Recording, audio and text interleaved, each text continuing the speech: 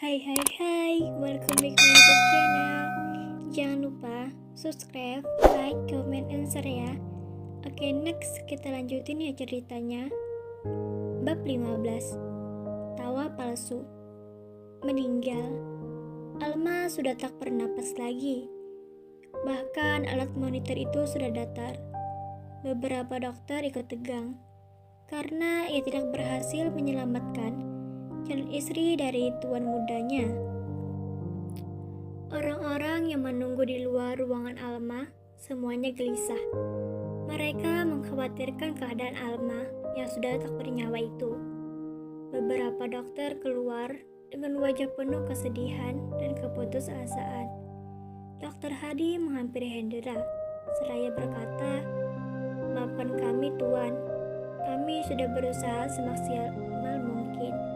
Namun Tuhan berkata lain. Nana muda sudah meninggal, ucap Dokter Hadi lirih. Apa itu tidak mungkin? Sahut Hendra tak percaya. Tubuh Hendra terkulai lemas, jatuh ke lantai, sama seperti yang lainnya, terkecuali ibu dan anak itu. Tidak, teriak Hendra. Mimpi. Kejadian yang menyedihkan itu ternyata hanya mimpi buruk yang dialami sang ayah. Hendra duduk di atas ranjangnya dengan napas tak karuan. Andin yang berada di sebelah suaminya ikut terbangun karena mendengar teriakan dari sang suami yang sangat nyaring. "Ada apa suamiku?" tanya Andin dengan suara serak pas bangun tidur. "Tidak apa-apa, aku hanya mimpi buruk saja," sahut Hendra lirih. "Baiklah, sekarang mari kita tidur kembali," bujuk Andin lembut dan dianggut pelan oleh Hendra. Mereka berdua kembali tidur. Hari kini berganti pagi. Alma masih tak membuka matanya. Lisa, tangan kanan Alma mengunjunginya sangat pagi sekali. Lisa duduk di samping berangkat Alma dengan kursi kecilnya. Wajah Alma sangat pucat pasih. Tidak ada pergerakan sama sekali atau reaksi dari tubuhnya itu. Lisa membisikkan sesuatu di telinga Alma. Bisikan itu sangat pelan. Namun bisikan pelan itu mampu membuat reaksi dari Alma. Alma mengangguk pelan, seraya mengiyakan bisikan dari Lisa itu. Karena sudah selesai apa yang ingin Lisa beritahu, Lisa segera pergi dari rumah sakit. Setelah kepergian Lisa, datanglah Shen bersama sekretaris Pian. Tak biasanya Shen mengunjungi Alma pagi-pagi seperti ini. Biasanya saat waktu makan siang. Shen langsung masuk ke dalam ruang VIP tempat Alma berada.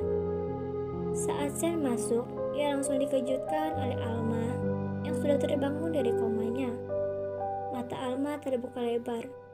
Namun ia masih terkulai lemas dan tak sanggup untuk duduk. Shen yang melihat itu segera menyuruh sekretarisnya untuk memberitahu Dokter Hadi. Tak selang lama, datanglah Dokter Hadi dengan langkah tergesa-gesa. "Cepat periksa dia," titah Shen. "Baik Shen," sahut Dokter Hadi, seraya memeriksa detak jantung Alma. Dokter Hadi memeriksa Alma begitu taletan, hingga sudut bibirnya terangkat sebahagia. "Keadaan istrimu sudah mulai stabil, hanya perlu dirawat beberapa hari lagi," tutur Dokter Hadi bangga. Tentu saja pria itu bahagia. Ini adalah keajaiban. Jika Alma tidak selamat, mungkin nyawanya dan beberapa dokter lainnya akan melayang. "Baiklah, sekarang kau boleh pergi," perintah Shen dingin. Dokter Hadi mengangguk dan segera pergi keluar.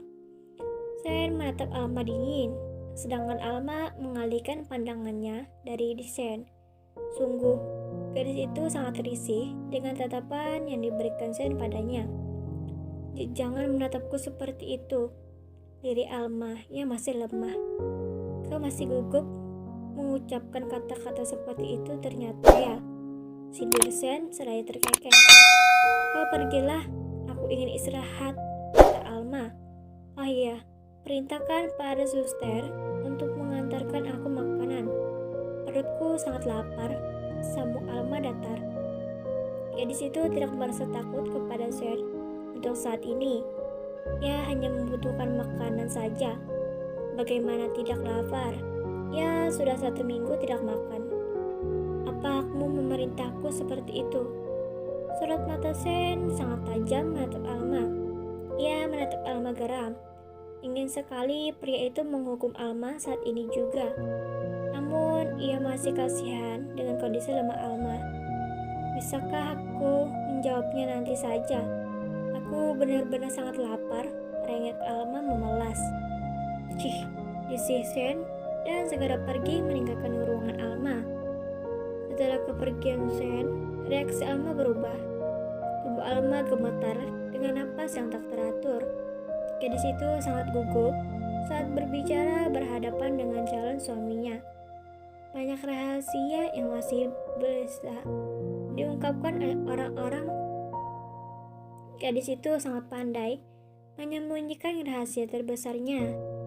Identitasnya yang terungkap jika seseorang melihat berkeliaran.